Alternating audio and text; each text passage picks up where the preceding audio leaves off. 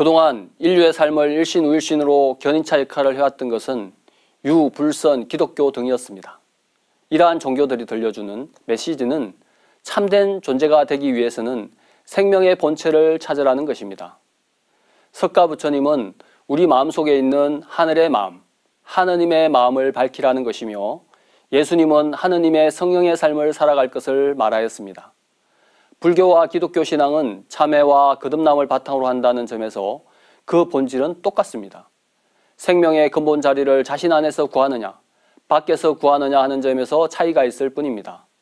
안타깝게도 석가 공자 예수님의 진리는 우주 여름의 분열 기운의 큰 막에 갇혀서 진리를 독자적으로 펼쳐왔기에 인류는 아직 명확한 삶의 통시적 방향성을 잡지 못하고 있었던 것이죠. 하나는 부족합니다.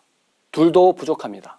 최소 셋은 되어야 실체가 보이기 시작하고 그 힘이 움직이기 시작하며 상황이 반전되기 시작합니다. 3의 법칙이란 것이 있습니다.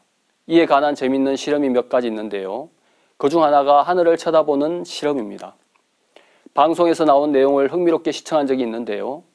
횡단보도에서 한 사람이 아무것도 없는 하늘을 쳐다보면 대부분의 사람들은 관심을 갖지 않습니다. 한 명이 더 늘어서 2명으로 되어도 상황은 그다지 변하지 않습니다. 하지만 하늘을 쳐다보는 사람이 3명이 되는 순간 놀라운 일이 벌어집니다. 가던 길을 멈추고 하늘을 쳐다보는 사람이 급격히 증가하기 때문입니다. 3은 전체의 흐름을 바꿔가는 바로 그 지점이라 할 수 있겠는데요. 그런데 진리를 찾아가는 구도의 여정에도 3은 매우 중요한 숫자임에는 틀림없습니다.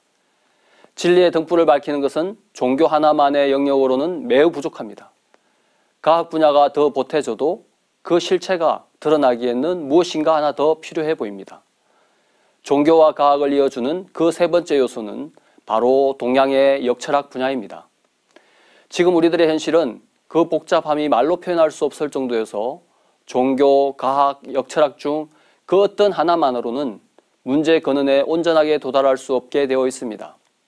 그런데 이 3가지가 하나로 연결될 때 그 지점에서 진리의식의 급격한 도약이 이루어지는 것입니다. 종교와 과학은 서로 보완하는 관계에 있습니다. 인간이 추구하는 진리세계를 나무로 비유해보면 종교는 보이지 않는 나무의 뿌리를, 과학은 눈에 드러나는 줄기를 알게 해줍니다. 사실 종교가 부르짖는 유토피아 세계는 과학의 도움 없이 절대 현실화될 수 없고, 과학이 해명하고자 하는 인간과 우주의 신비는 선정과 기도를 통한 종교적 깨달음의 도움 없이는 풀 길이 없는 것이죠.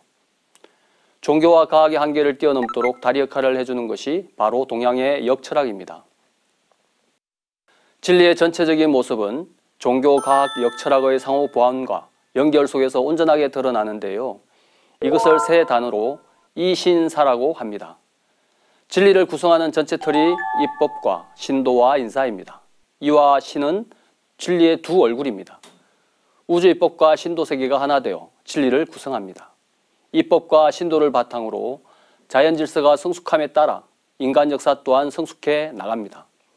이와 신이 하나 되어 작용함으로써 자연 속의 온갖 사건들과 사람의 일이 전개되고 발전하는 것이죠.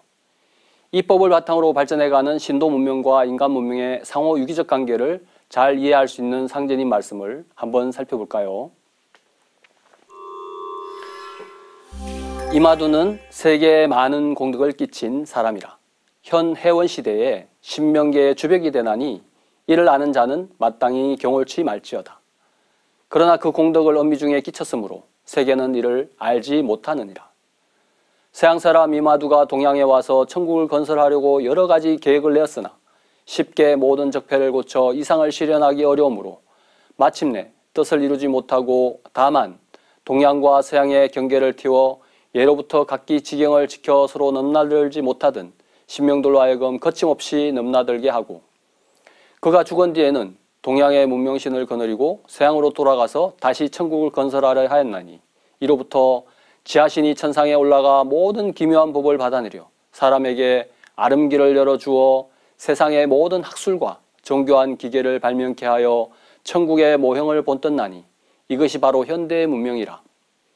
서양의 문명이기는 천상 문명을 본받은 것이니라. 그러나 이 문명은 다만 물질과 사례에만 정통하였을 뿐이요 도리어 인류의 교만과 잠포를 길러내어 천지를 흔들며 자연을 정복하려는 기세로 모든 제약을 끊임없이 범행하니 신도의 권위가 떨어지고 삼계가 혼란하여 천도와 인사가 도수를 어기는지라.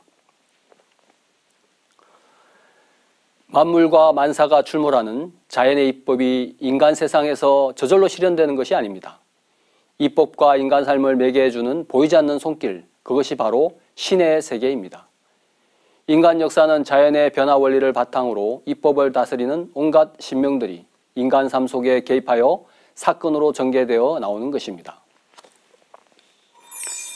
천하의 모든 사물은 하늘의 명이 있으므로 신도에서 신명이 먼저 짓나니 그 기운을 받아 사람이 비로소 행하게 되느니라.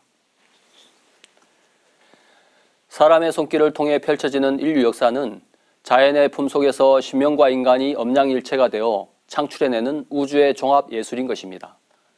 우리가 살고 있는 모든 것은 이 신사의 합작품인 것입니다. 이치적으로는 우주 여름을 마감짓고 우주 가을로 진입하는 우주 한절기 시간대를 맞아 상제님이 펼치신 대도 진리의 목적은 바로 대학 지도는 제 신민에 있다는 것입니다.